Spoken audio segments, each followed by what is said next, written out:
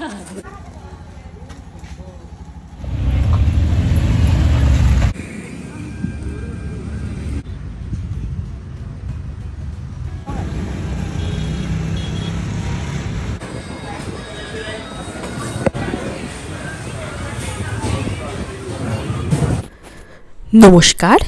কেমন আছেন সবাই? আরেকটি ভিডিওতে আপনাদের স্বাগত জানাই। আজকে রবিবার, আমরা বিকেলবেলা একটু বেরিয়েছি। তিনিশাসে বেরোবেই, তাই জন্য মেনলি ওকে নিয়েই বেরোনো। মাও যাচ্ছে, তিশান না ঘুমোচ্ছে, তাই জন্য তিশান বাবার কাছে আছে। তিনিশা ঘুমায়নি তো সারা দুপুর, এখনই প্রায় ঘুমিয়ে পড়ছে। এই সামনেই একটা লেক আছে কাছে, আমরা ওখানেই যাচ্ছি একটু। এমনি শুধু শুধু যাওয়া, ওকে একটু ঘুরিয়ে আনা। ও বেরোবে দিদোর সাথে, তাই জন্য। এই লেকটা ভারী সুন্দর, এখানে না সবাই হাঁটতে আসে। আরেকটা লেক আছে আমাদের বাড়ির একদম কাছে, হেঁটে, কিন্তু এটা আরেকটু দূরে অটো করে আসতে হয়েছে। চারিদিক দিয়ে রাস্তা আর মাঝখানে লেকটা, অনেক গাছ ভেতরটাতে দেখুন। সবাই এখানে মর্নিং ওয়াকেও আসে, আবার বিকেলবেলাও আসে। এই যে চারিদিকটাতে রাস্তা হাঁটার মতো, আর আবার বাইরেও চারিদিকটাতে মেন রাস্তা, আর মাঝখানটাতে লেকটা অনেকটা বড়। ও এতটা হাঁটতে পারবে না, একটু বাদেই বলবে কোলে নাও, তাই আমরা আর পুরোটা হাঁটবো না, একদিকটা একটু হেঁটে আবার ব্যাক করব। জল আমার খুব ভালো লাগে, মানে জলের দিকে তাকিয়ে বসে থেকে আমি ঘন্টার পর ঘন্টা থেকে যেতে পারবো। পাহাড়ও ভালো লাগে, কিন্তু আমার মানে মনে হয় আমার সমুদ্রটাই বোধহয় বেশি ভালো লাগে। কাশ্মীরেও গেছি, আবার পুরীতে দীঘাতেও গেছি, আমার কিন্তু সমুদ্রই মনে হয় যেন বেশি ভালো লেগেছে।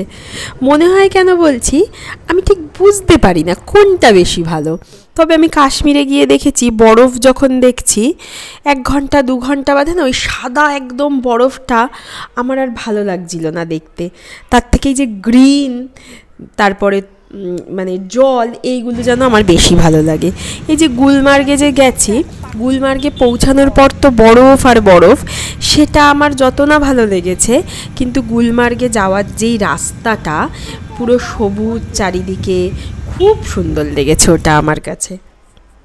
একটু হাঁটি, তারপর ঘরে চলে যাব। চলে এসেছি ঘরে, তিশান উঠে পড়েছে ঘুম থেকে, দাদুর সাথে খেলছে। আমরা একটু বেরোবো, বেরিয়ে চা খাবো। ঘরেও চা খাওয়া যায়, তিনিশা বেরোতে চাইছে তাই। আমারও ভালোই লাগে বেরোতে। বাবা আবার খুব একটা বেরোতে চায় না, বাবা বলবে কি দরকার আবার বাইরে গিয়ে চা খাওয়ার। বাবারা যেমন হয় আর কি, অনেক দাম নিয়ে নেবে, ঘরে খেলেই তো হতো।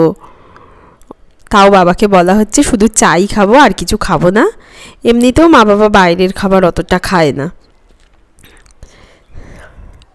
আমরা এখন অটোর জন্য দাঁড়িয়ে আছি। এলে সামনেই সেই আমাদের চেনা পরিচিত রেস্টুরেন্ট উডুপি, ওখানেই যাব। তিনিশা জানে রেস্টুরেন্ট মানেই উডুপি, তাই ওর খালি বলবে রেস্টুরেন্টে চলো, রেস্টুরেন্টে চলো, মানে উডুপিতে চলো। একটু কম জানাই ভালো, জানার তো আরও দিন পড়েই রয়েছে, তাই বায়নার সীমাটাও ওই উডুপির মধ্যেই ওর সীমাবদ্ধ আছে। আর কিছু আছে রেস্টুরেন্টও জানে না। চলে এসেছি, চলুন নামি, চাটা খাই। তার হয়তো হবে না, খালি চাই খাবো, খেয়ে তারপর বাড়ি যাব। এই জায়গাটা বেশ জমজমাট জানেন, অনেক দোকান, ব্যাংক ট্যাঙ্ক সব কিছু আছে এখানটাতে, জিম, খুব জমজমাট জায়গাটা। সেই আমাদের উডুপি। এই কাছের থেকে কাছে বেরোলেও ব্যাগ হয়ে যায়।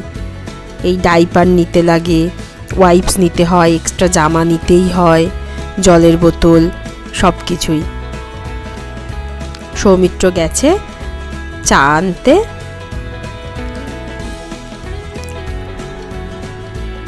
এখানে অনেকে ডিনারও করে যায়, বেশ ভিড় থাকে সন্ধ্যাবেলার পর, আবার দুপুরবেলাটাতেও ভিড় থাকে জানেন।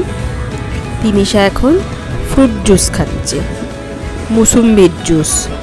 ও মোটামুটি এখানে এলে ফ্রুট জুস খায়, কখনো ওয়াটারমেলন, কখনো পাইনাপেল।